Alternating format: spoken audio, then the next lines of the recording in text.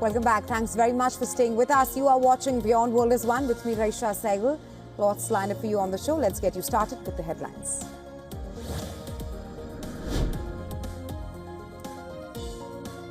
Israeli Prime Minister Benjamin Netanyahu lauds US President Donald Trump for issuing sanctions against ICC, calls the Global Tribunal a scandalous and corrupt organization.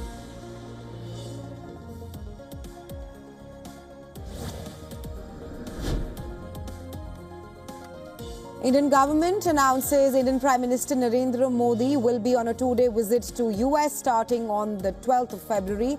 Prime Minister Modi will hold bilateral talks with President Trump and interact with the Indian diaspora. This will be Prime Minister Modi's first visit to the US after Trump's inauguration.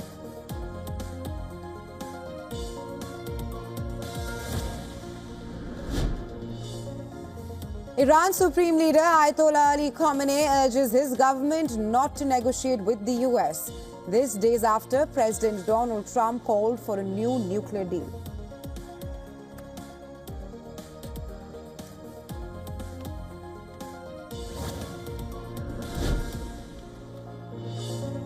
At least 2 people killed on Friday after a small plane crashes onto a busy road and collides with a bus in Sao Paulo in southern Brazil. The accident leaves charred aircraft parts strewn along the highway. We begin tonight with your 17 Crime Watch. A local woman under arrest this hour accused of tearing down the American flag at Hart Park and raising the national flag of Mexico in its place. The arrest caught on camera. You're not going to tell me what to do. This is Mexican land. Oh, okay. Look at that flag because that flag isn't on the floor, is it? Hey. Is it? Hey. You can't say I'm disrespecting. No, esta es mi tierra. Esta es mi tierra. Esta es mi tierra. Come here. Okay, my people kill you. Turn around. I'm going in peace and you're hurting me and you're going to regret it when you... Okay. Hey. Touch me, my when your kids die. When your kids die. You're squishing my hand and they already know. You don't need to take me. Stop her. Take me. Take me. Take me. Take her down. Take me, my Get on the ground. She's all right. We'll get her. All this happening this morning around 9:30. The Kern County Sheriff's Office says 24-year-old Crystal Aguilar cut the chain securing the flagpole at the entrance to the park, removed the American flag, threw it into the mud, and replaced it with the flag of Mexico. When park rangers attempted to detain Aguilar, she responded with a slew of threats. She was taken into custody and booked into jail on several charges, including threatening a peace officer, vandalism, and resisting arrest. At first glance, this fluffy creature looks like a guinea pig or maybe a small dog.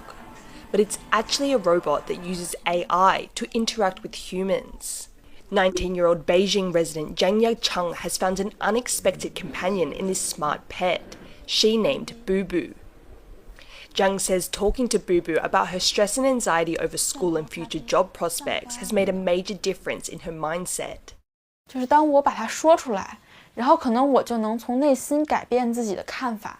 就我说出来之后我会反思，然后阿洛给我的反馈是积极的，然后我就会觉得其实就想开的那种感觉，就其实不是什么大事。 With the rise of social media and a fast-paced lifestyle, Zhang says she struggled with communication and building deep friendships. But this smart pet has helped, using artificial intelligence to mirror human emotions and provide support.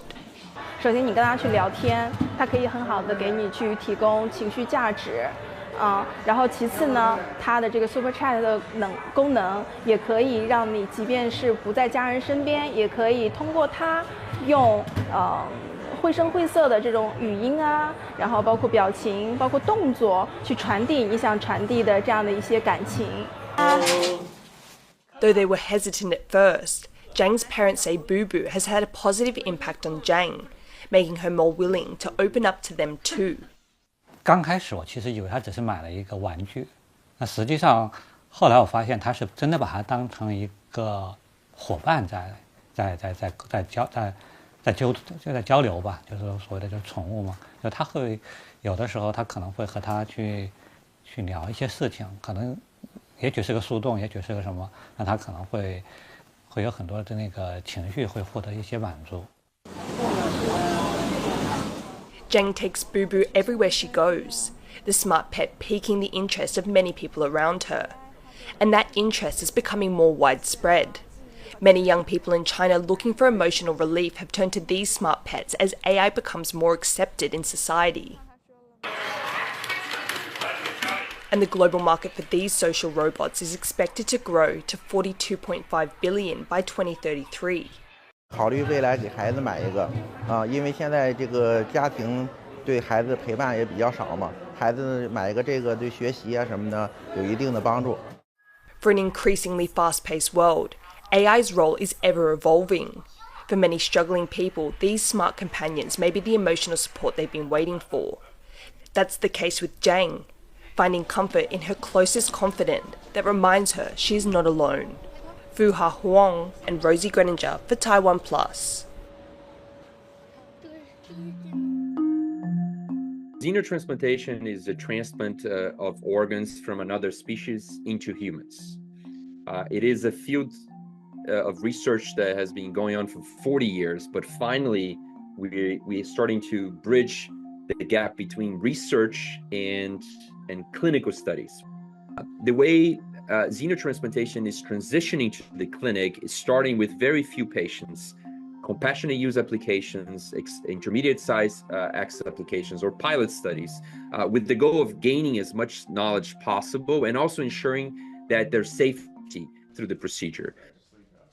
Tim was considered the first candidate for the current study of xenotransplantation because he was struggling on dialysis. He had still a long waiting time, and he was committed in getting healthier and moving this forward. I was only on dialysis for 2 years, which is not a long time compared to some others I've met. 2 years was enough. And I knew that because of my blood type, that it was going to be 7 years before I would come up to the top of the list. So the likelihood of me getting a kidney and getting a transplant were very, very slim. Was I nervous? A little. But what a thing to give up your life for. For all these people on dialysis, I was willing to die, even if they just learned something.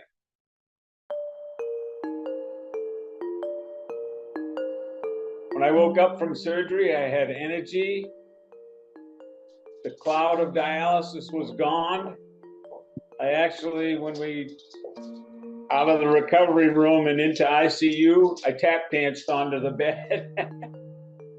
The kidney was working just incredibly well. His numbers, just improve, day by day, and we were able to discharge him on day 7, which was the minimum amount of time that we had predicted to him that we would keep him in the hospital.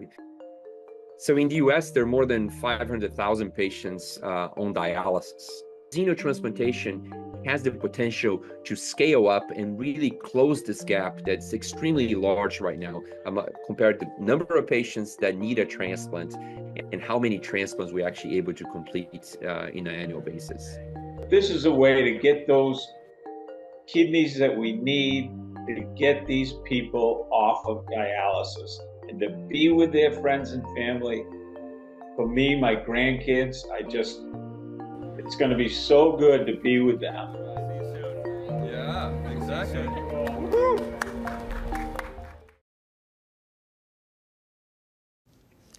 Somehow, somewhere, if there is a doomsday clock for workers, it is ticking faster.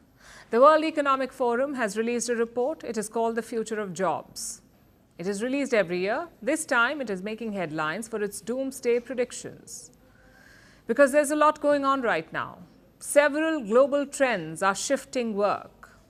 You know the obvious ones, like artificial intelligence, but also geopolitical tensions and green transition. All these factors are reshaping work and jobs are disappearing. This is what the report says. By 2030, 41% employers will downsize their workforce. 92 million jobs will be lost the world over. Who will replace them? Take a wild guess. It's not who, but what. Artificial intelligence. You see, the fastest declining roles are those that can be automated, like ticket clerks, administrative assistants, cashiers, bank tellers, or data entry workers. In the next 5 years, their roles may disappear. Soon, other jobs will follow. If in their place, AI will be put to work at a fraction of the cost. So, should you be worried? Can your job survive the future? How do you know where you stand? Tonight, we'll try to answer these questions. Now, picture this. Let's say the world's workforce is made up of 100 people. Out of this, 41 people are secure in their jobs. This includes people who do physical labor, like janitors or construction workers, medical personnel, strategic decision makers, tech professionals, and green energy experts. Your big data specialists, fintech engineers, EV specialists, energy engineers. They don't need to worry a lot at this point. But out of the pool of 100, 59 workers need training urgently, because 29 can continue in their current roles only if trained, 19 will have to be redeployed to a different role, and 11 will have to leave their job. This scenario is not made up, it is based on data for the next 5 years. So this is the future of work until 2030. Where you fall in this pool can tell you a lot about where you stand. And if you don't like the result, if your chances are not too good, remember, all is not lost. There is a silver lining. In the next 5 years, jobs will be lost, yes, but this change will offset job growth as well. By 2030, 78 million jobs will be created. So whether you want to look for a new job, or switch careers, or stay where you are, do know this. Across industries, skill demands are evolving. On average, 39% skills will become outdated in the next 5 years. 39%. And this makes sense. The world is changing rapidly. We need new skills for the new world. So how do you gain them? By upskilling. In recent years, it has become a tech bro buzzword, but experts say it is also a force for good. Upskilling alone can help create jobs. According to the World Economic Forum, more than 5 million new jobs by 2030. It can boost global GDP by more than $6 trillion. And most of all, it can future-proof you. Upskilling creates effective workers. It tells you how to stay relevant, stay competitive, no matter which industry you belong to. Let's say you work in oil and gas. If you want to upskill, it is not a bad idea to learn more about electric vehicles or green energy. If you work in marketing, maybe spend more time on Instagram and TikTok, see how consumer trends are emerging. If you are an HR professional, learn how AI tools can make recruitment practices more efficient. So look at your current role, look at broad industry-wide trends, then look at the skill gaps that you need to fill, and chart your course. It is the future-forward approach. It is tailor-made for you, by you, so take it. Because the world is changing quickly and it is going to be a roller coaster ride, so you may as well be in the driver's seat.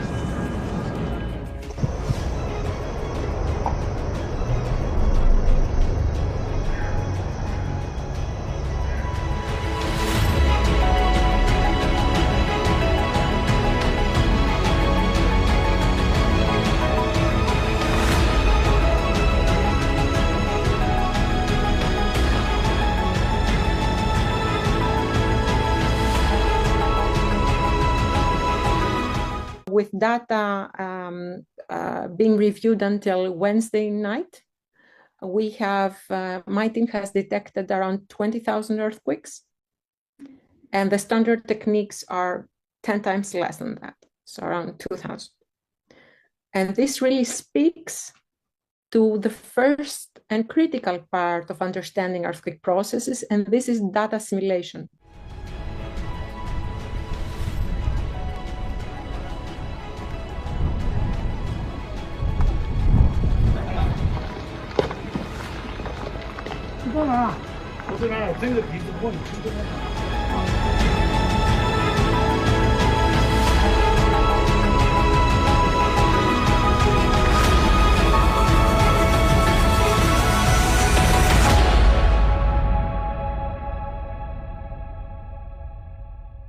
Welcome back. You're watching Beyond World is One with me, Raisha Saigal, and this is The Pulse. Lots planned for you on the show. Let's get you started with the headlines. Indian Foreign Ministry says US authorities have identified another 487 illegal Indian migrants who are set to be deported soon. These illegal migrants have been issued removal orders.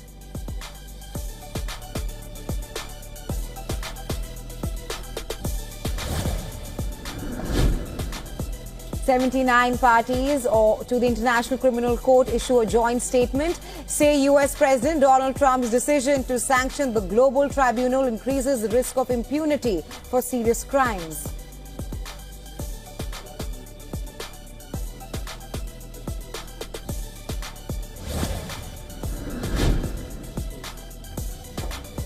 The Pakistan government invites Imran Khan-led PTI for talks. This a day before its planned protest against alleged election rigging last year.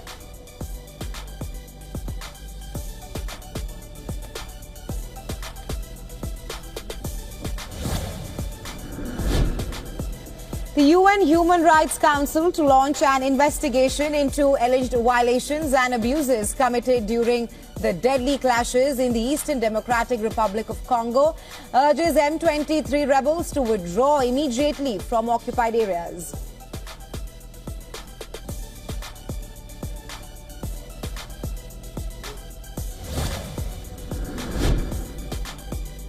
At least 2 people killed on Friday after a small plane crashes onto a busy road and collides with a bus in Sao Paulo in southern Brazil.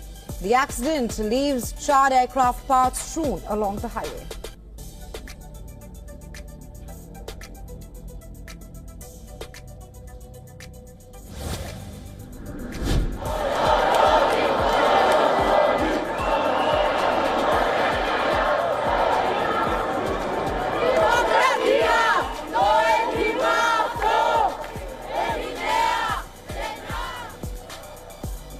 Thousands of demonstrators hold new demonstrations in major Greek cities, demand justice for the victims and families of the country's worst rail disaster, in which 57 people died in 2023.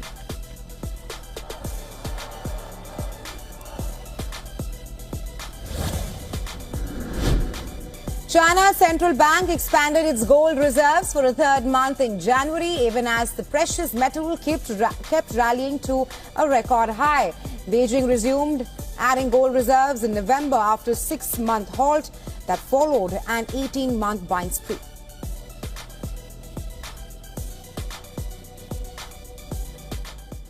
Moving on, U.S. is witnessing a rise in aviation disasters. At least 6 air tragedies have been reported in the past 10 days and 2 in the last 24 hours only.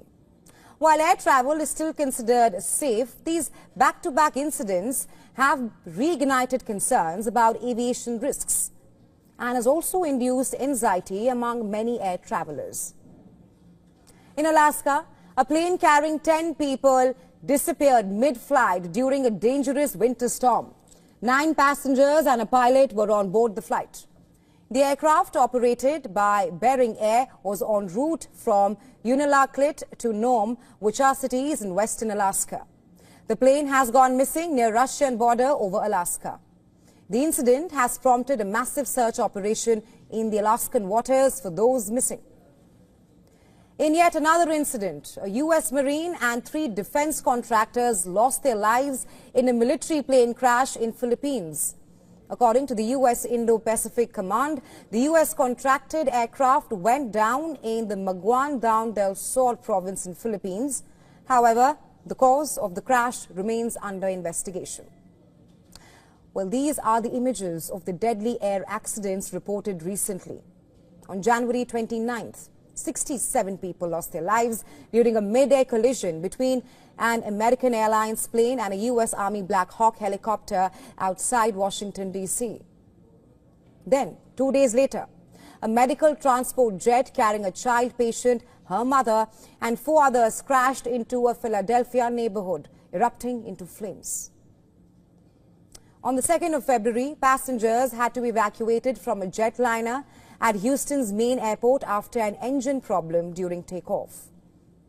Now, U.S. Airlines had gone 16 years without a fatal crash until 29th of January.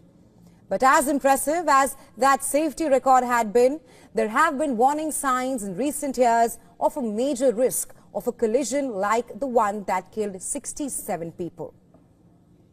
On the 5th of February, the right wing of Japan Airlines flight struck the tail of Delta Airlines flight while the planes were taxiing at Seattle Airport.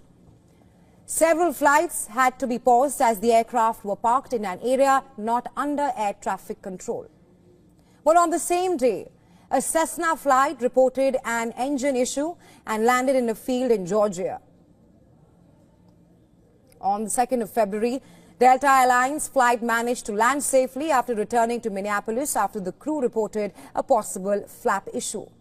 And a day prior to this incident, United Airlines Flight 27 landed safely at Chicago Airport after the crew alerted the authorities about smoke in the cabin. U.S. President Donald Trump has vowed to improve air traffic control system after the D.C. crash. He says he will work with Congress to revamp the nation's aging aviation safety, which is being used by the air traffic controllers.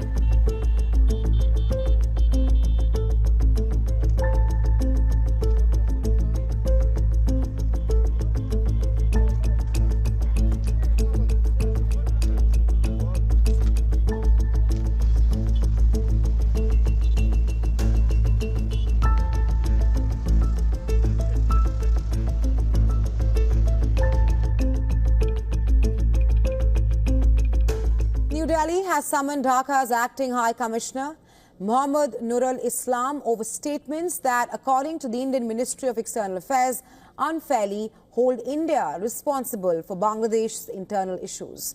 New Delhi says that it wants a positive, constructive and mutually beneficial ties with Dhaka. India's Ministry of External Affairs says that Dhaka's official statements continue to portray India in a negative light, creating a persistently strained atmosphere in bilateral ties. New Delhi has clarified that comments made by former Bangladesh Prime Minister Sheikh Hasina were in her individual capacity and should not be linked to the government of India. India warned that mixing her statements with country's official position would only worsen ties further. Now, this diplomatic friction comes in the wake of Sheikh Hasina's controversial virtual address from exile in India.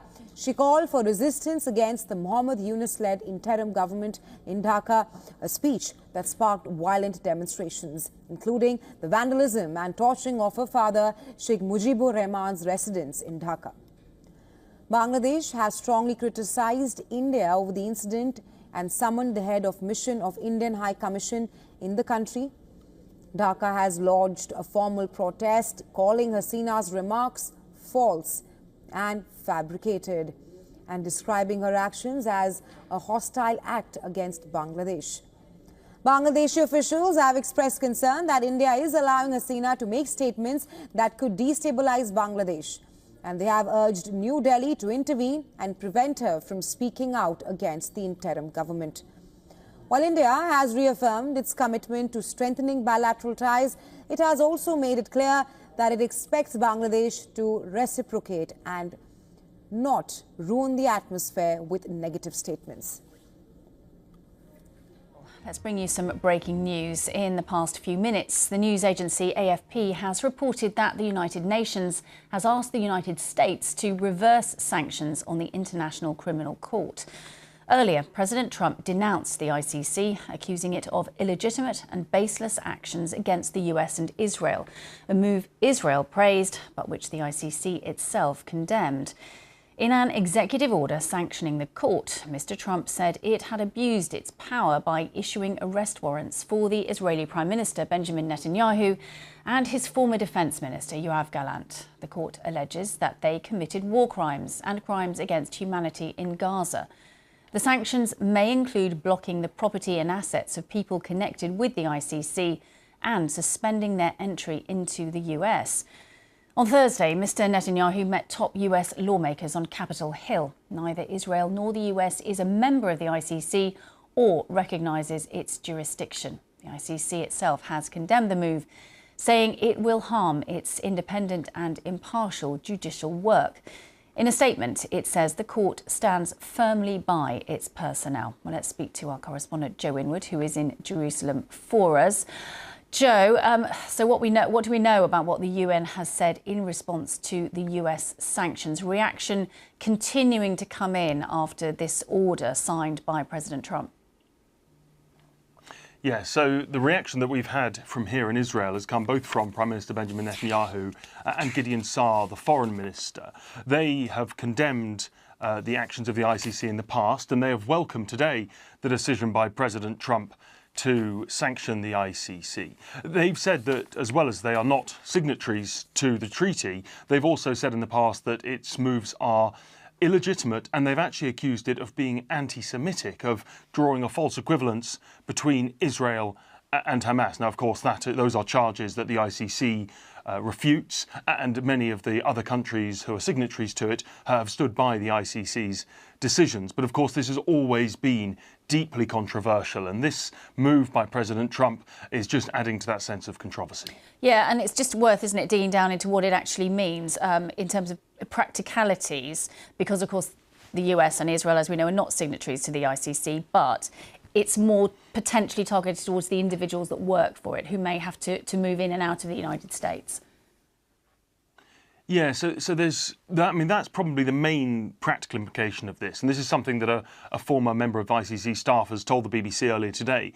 It's going to make it difficult for people. They won't be able to travel to the US, so any work they would need to do there would be made far more difficult, and also in terms of their resources being frozen, that sort of thing. So it might have practical implications of their work. I mean, we don't know what those are at this point, but that's the concern.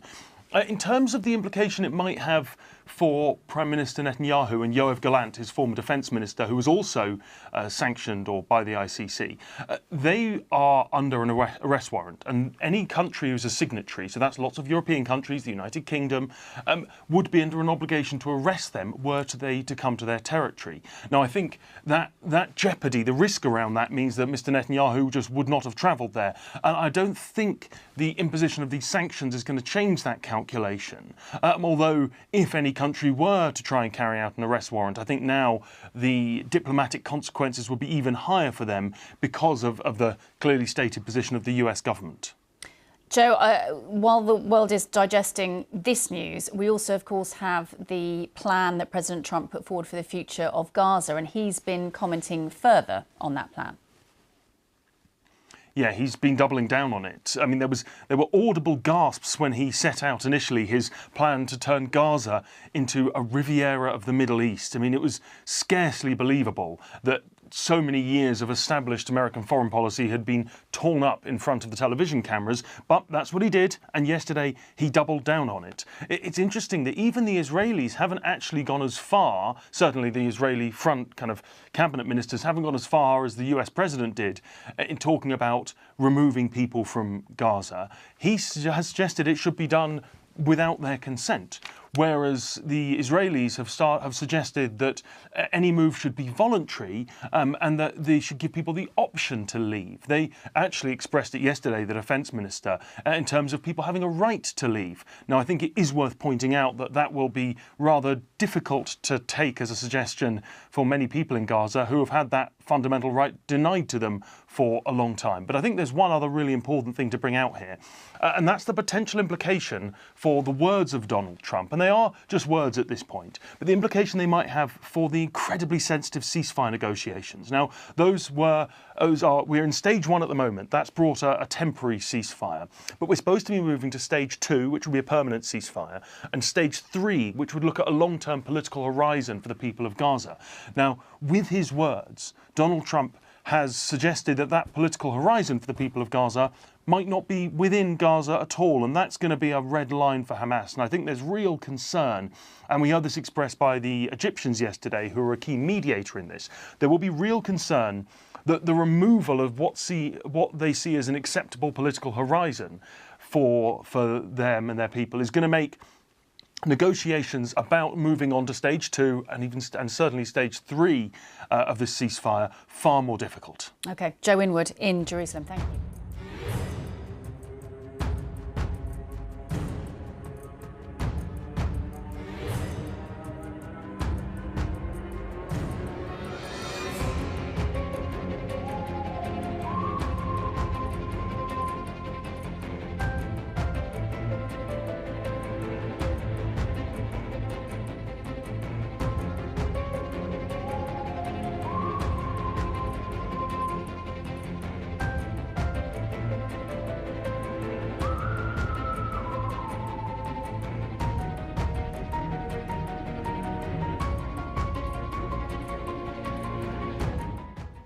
یه چنین دولتی مذاکره نباید کرد. مذاکره کردن عاقلانه نیست، هوشمندانه نیست، شرافتمندانه نیست. اینو باید ما درست بفهمیم. اینجور به ما وانمود نکنن که اگر نشستیم پشت میز مذاکره با اون دولت فلان مشکل یا فلان مشکل حل میشه. نه نخیر. از با مذاکره با آمریکا هیچ مشکلی حل نمیشه.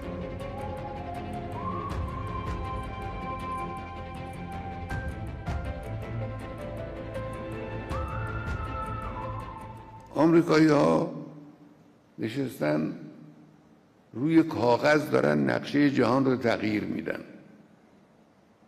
البته فقط روی کاغذ، در واقعیت هیچ گونه واقعیتی نداره.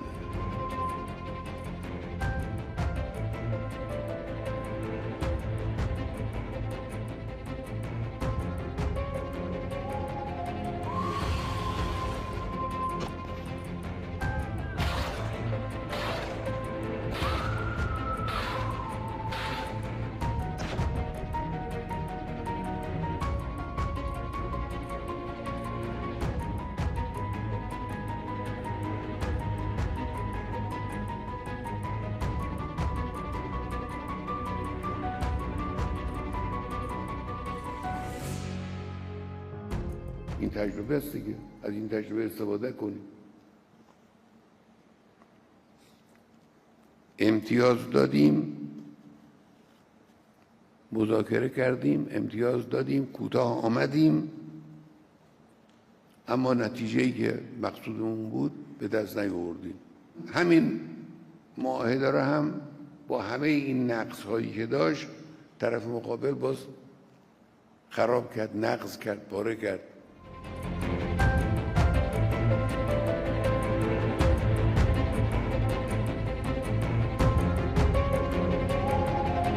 درباره ما هم نظر میدن، حرف میزنن، اظهار نظر میکنن، تهدید میکنن. ما اگر تهدیدمون بکنن تهدیدشون میکنیم، اگر این تهدید رو عملی کنن ما هم تهدید رو عملی میکنیم. امنیت ملت ما تعرض کنن ما هم به امنیت اونها تعرض خواهیم کرد بدون تردید.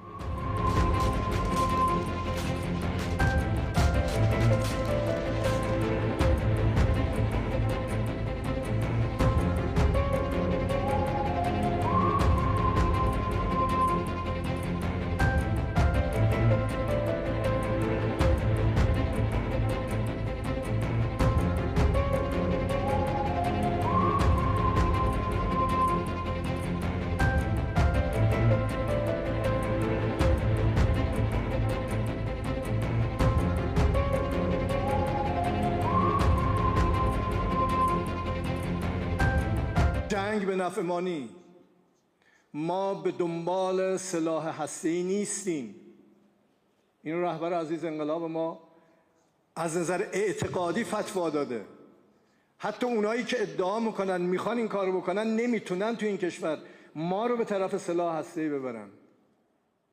برای اینکه در دکترین نظام جمهوری اسلامی ایران قتل عام انسان‌های بیگناه به هیچ وجه پذیرفته نیست.